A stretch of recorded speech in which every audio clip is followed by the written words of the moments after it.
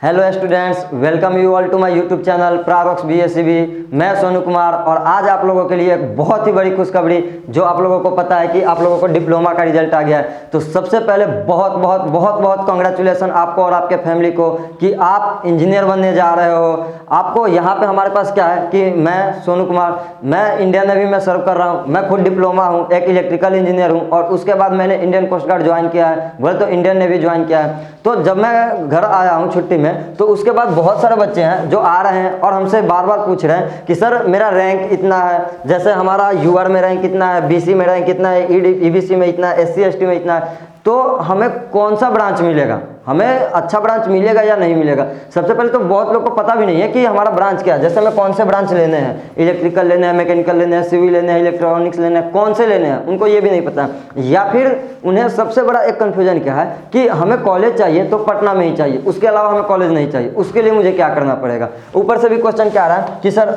मेरा रैंक इतना ज़्यादा है कि गवर्नमेंट कॉलेज मिलने का चांसेस ही नहीं है, तो लेकिन मेरा सपना है कि मैं डिप्लोमा करूँ और गवर्नमेंट कॉलेज नहीं मिल रहा है, तो मैं क्या करूं, मैं प्राइवेट कॉलेज लेके डिप्लोमा करूं या नहीं करूं। तो ऐसे ऐसे बहुत सारे क्वेश्चन है जो आपके भी दिमाग में होंगे।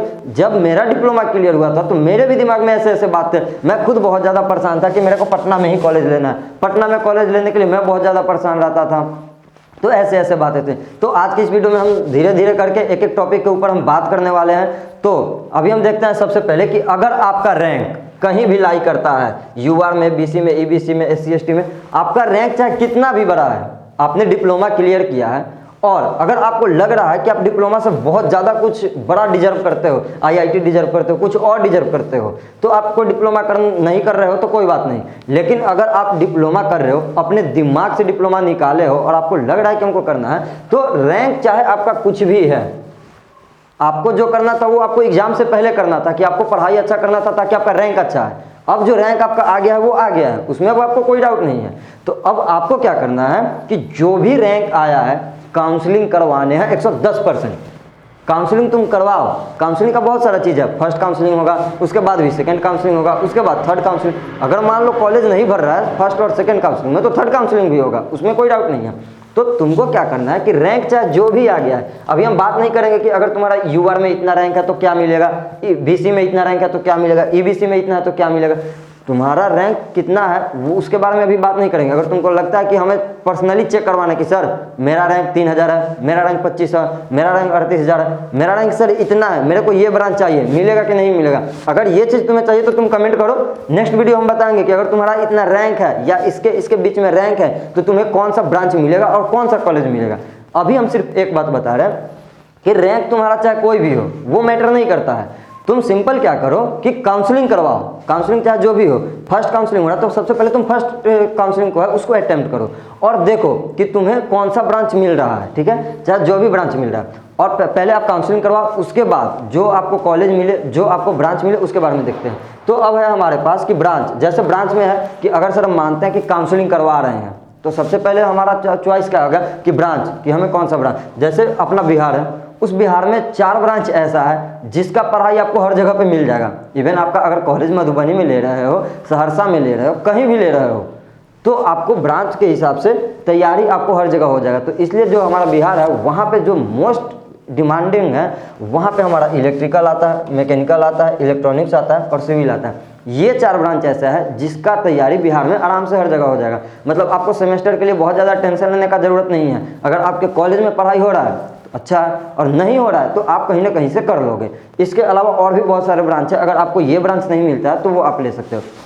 अब हर ब्रांच का अपना अपना फ़ायदा है, लेकिन उसमें जो सबसे बड़ा चीज़ है वो आपके इंटरेस्ट पे डिपेंड करता है कि अगर आप अब इंजीनियर बनने जा रहे हो, आप कोई झोला छाप डॉक्टर बनने नहीं जा रहे हो कि आपको बोल दिया कि हाँ कान में सुई लगाने वाला डॉक्टर बनो, तो हाँ चलो वही बन जाते हैं, ठीक है। तो आपको इंजीनियर बनने अगर जा रहा हो तो आप अपना इंटरेस्ट देखो। हम बता रहे कि इलेक्ट्रिकल में क्या होगा, मैकेनिकल में क्या होगा, सिविल में क्या होगा, इलेक्ट्रॉनिक्स में क्या होगा। अगर आप इलेक्ट्रिकल इंजीनियर बन रहे हो, जैसे मैं एक इलेक्ट्रिकल इंजीनियर हूँ और अभी मैं जॉब पे हूँ, तो मुझे क्या करना पड़ता है, ठीक है। जो इलेक्ट्रिकल इंजीनियर होता है वो आपको भी पता है कि इलेक्ट्रिसिटी से रिलेटेड जो भी काम हुआ, पावर प्लांट में कि हाँ ये लाइट कैसे आ रहा है, तुम्हारे घर में बिजली कैसे आ रहा है, मीटर का क्या काम हो रहा है, ये जो करंट चल रहा है उसका क्या हो रहा है, ये सब रोल वगैरह वगैरह बहुत सारा, जैसे ट्रांसफार्मर हो गया तुम्हारा, बहुत सारा चीज़ है। अगर तुमको लग रहा है कि मेरे को इलेक्ट्रिकल इंजीनियर बनना है, सर आप बताओ कि इलेक्ट्रिकल इंजीनियर क्यों परफेक्ट है, कैसे परफेक्ट है, उसमें मुझे क्या करना पड़ेगा, उसमें हमें आगे कैसे कैसे करना पड़ेगा, हम कैसे ग्रो करेंगे, तो आप कमेंट करो कि हाँ सर आप बताओ, किसी भी एक ब्रांच के बारे में बताओ। इलेक्ट्रिकल इंजीनियर मैं खुद हूँ, उसके बाद जॉब पे हूँ। सिविल इंजीनियर यहाँ पे एक और सर है जो वो है, मैकेनिकल इंजीनियर भी हमारे साथ है। तो इस तरीक़ा से जो भी है हमारे साथ हर चीज़ है।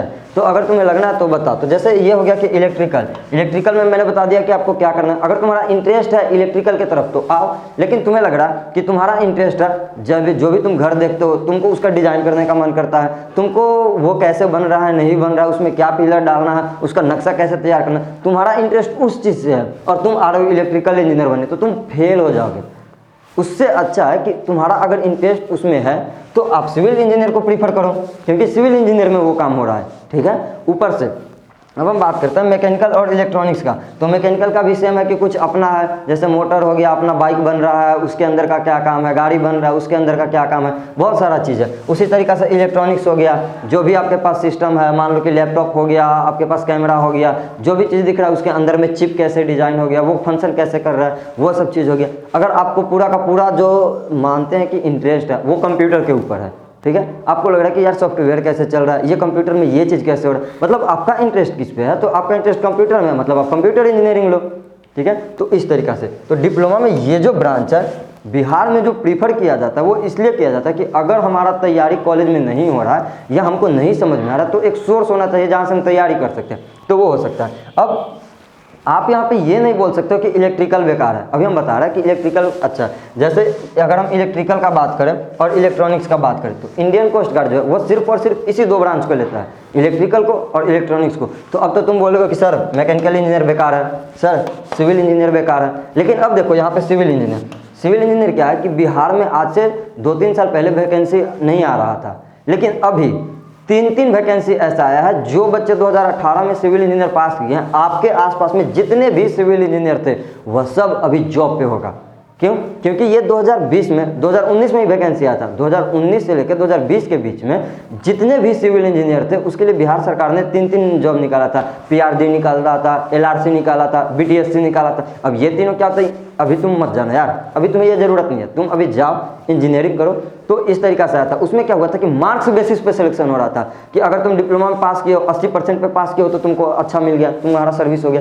तो उस तरीक़ा से था। तो अगर मान लो कि यहाँ पे सिविल का फ़ायदा है तो तुम क्या बोलोगे कि इलेक्ट्रिकल बेकार है, मैकेनिकल बेकार है, इलेक्ट्रॉनिक्स बेकार है।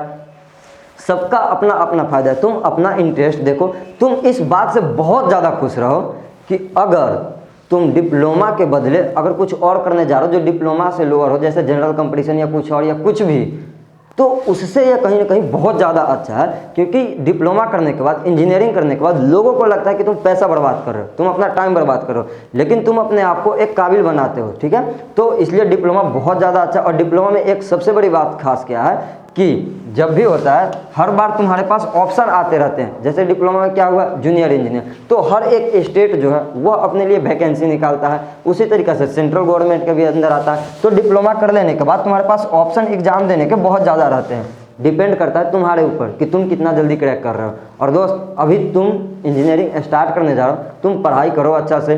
जैसे मैं सेटल हूँ उसी तरीके से बहुत लोग हैं जो अच्छा पढ़ने वाले हैं, वो सेटल है। तुम भी सेटल हो जाओगे और अभी तुम्हारे पास टाइम है अपने फैमिली को ऊपर लेके जाने का, तो तुम कोशिश करो। अब हम देखते हैं नेक्स्ट। जैसे बहुत लोगों का क्या बात है कि मेरे को पटना कॉलेज चाहिए, मेरे को पटना कॉलेज चाहिए, पटना के अलावा और कहीं नहीं चाहिए। तो सबसे पहले एक बात समझ लो, तुम्हें पटना चाहिए, टाउन है, बहुत अच्छा चीज़ है, लेकिन बिहार डिप्लोमा जो है वह बिहार गवर्नमेंट के अंदर में आता है। तो बिहार गवर्नमेंट के अगर अंदर में आ रहा है तो बिहार के चाहे जितने भी स्टेट है, बिहार के अंदर में जितने भी डिस्ट्रिक्ट है, हर डिस्ट्रिक्ट में बिहार का अपना अपना कॉलेज है बिहार गवर्नमेंट का। तो तुम चाहे जहाँ से भी करो उसका मान्यता हर जगह सेम है। अगर तुम पटना से कर रहे हो तो SBT जो तुम्हारा मान्यता पटना कॉलेज वाले को दे रहा है वही कॉलेज वही दे रहा है मधुबनी वाले का। जैसे मैं मधुबनी से था, फिर भी मेरे को तो कहीं कमी नहीं दिखाई दिया।